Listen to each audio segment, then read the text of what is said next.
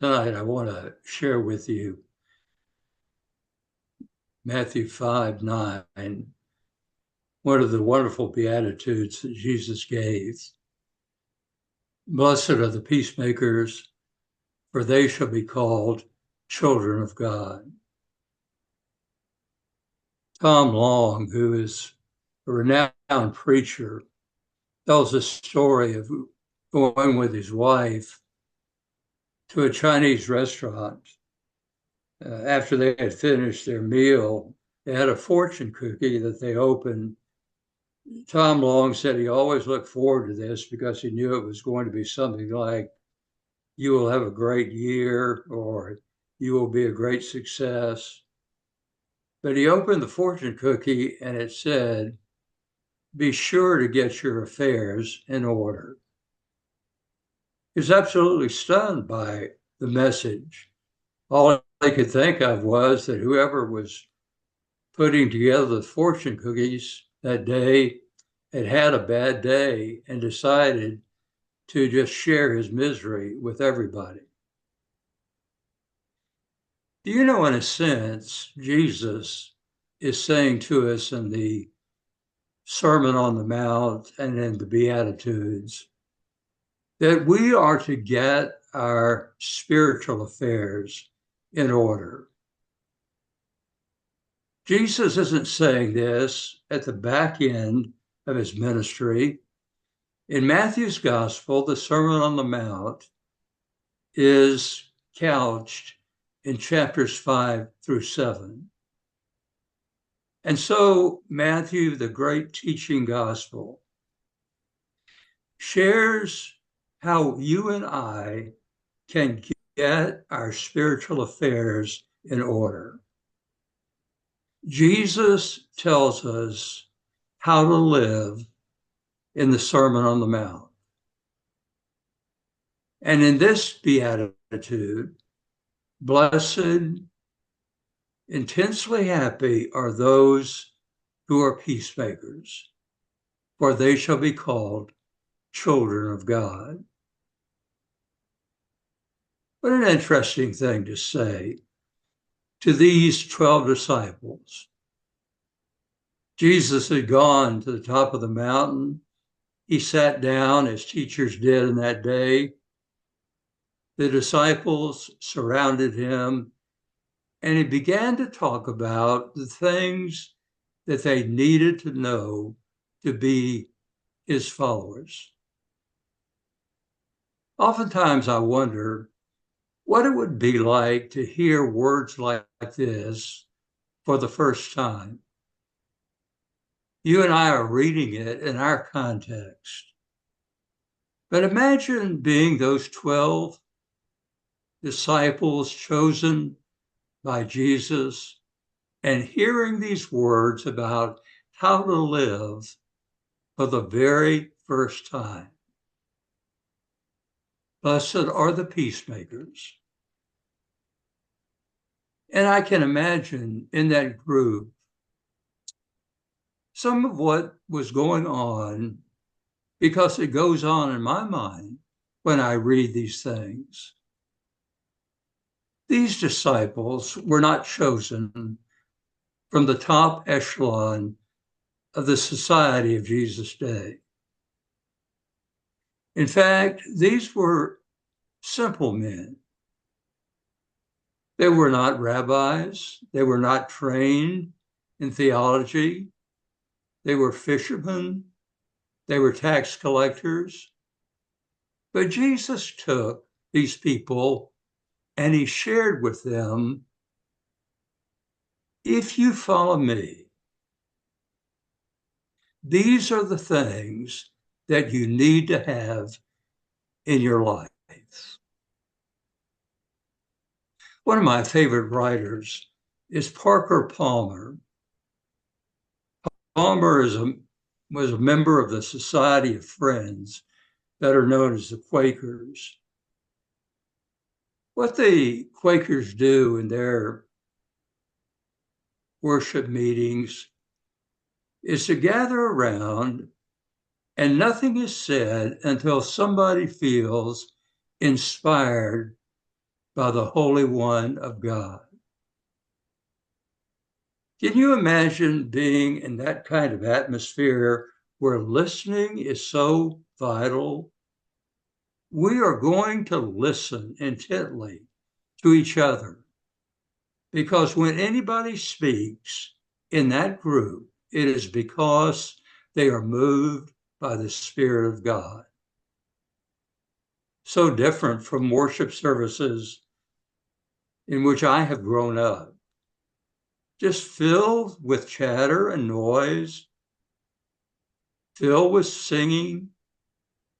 What would happen if you and I went to a Baptist church, the minister stood up and said, I have no sermon to preach today. What I want for us to do is just be quiet.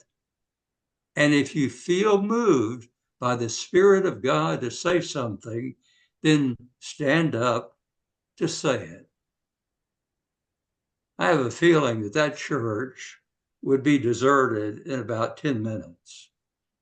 Because one of the things that as Baptists, I grew up understanding is that silence meant somebody had forgotten something.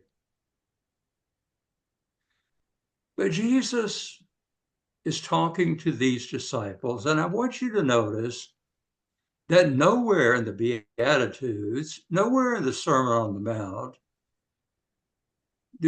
does any one of the disciples raise his hand to say, would you please explain what that means?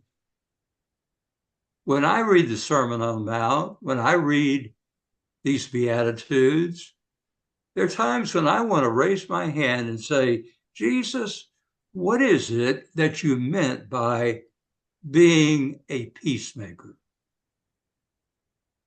I remember the day after you had been crucified, the disciples were locked in an upper room filled with a smell of fear, concerned because they were afraid that the same thing would happen to them that had happened to Jesus. And into the midst came the risen Christ, and he looked at the disciples and uttered that magnificent Hebrew word that means peace, shalom.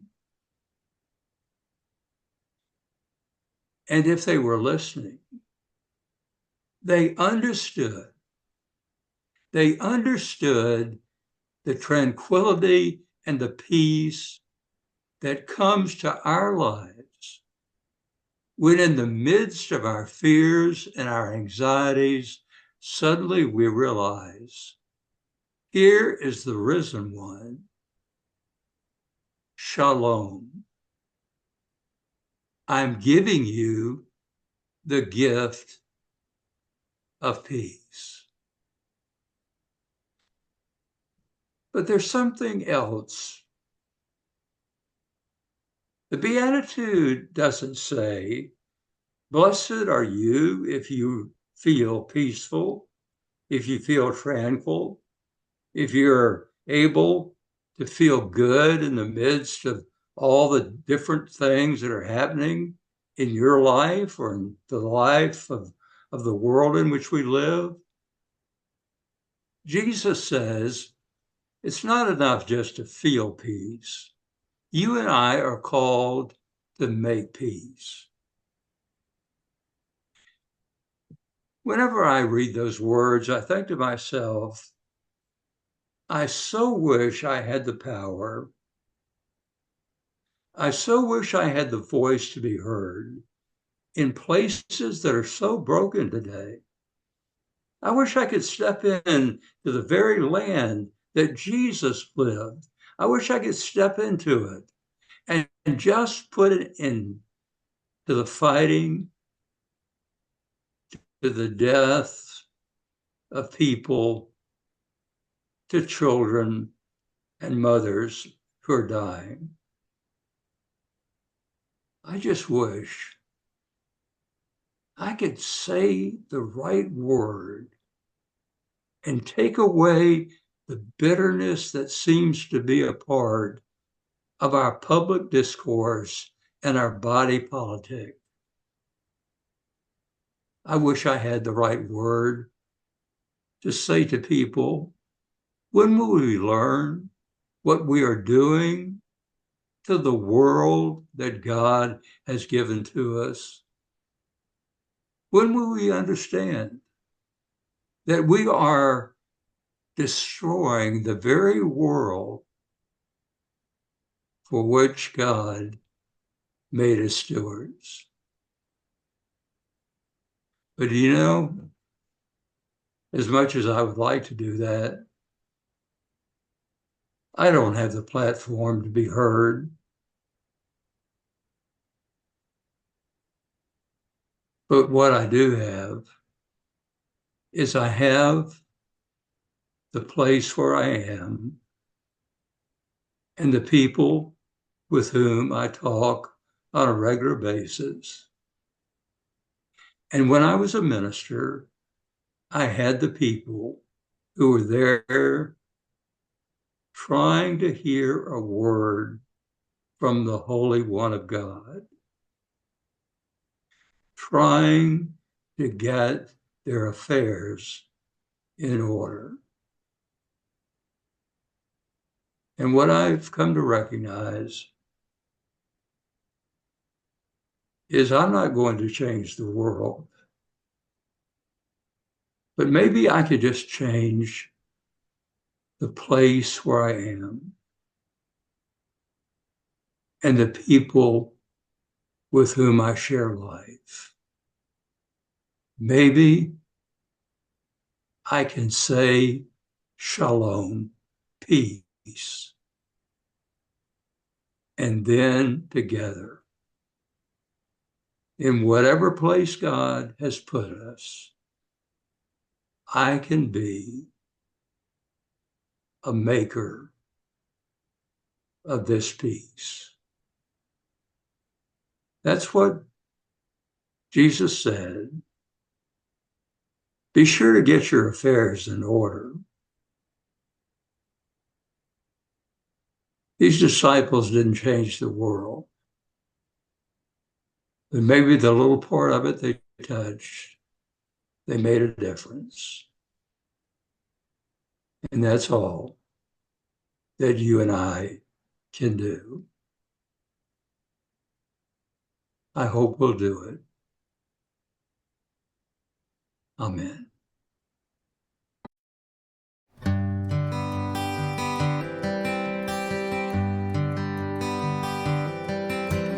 Lord, make me an instrument of your peace.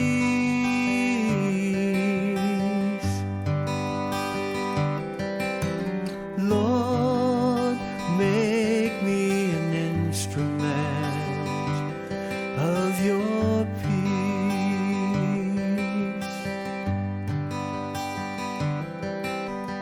Where there is hatred, let me sow love. Where there is injury, pardon. Where there is doubt, let there be faith.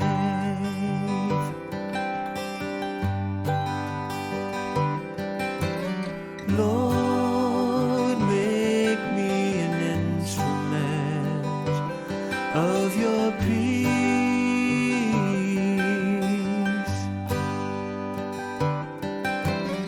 Lord, make me an instrument of your peace.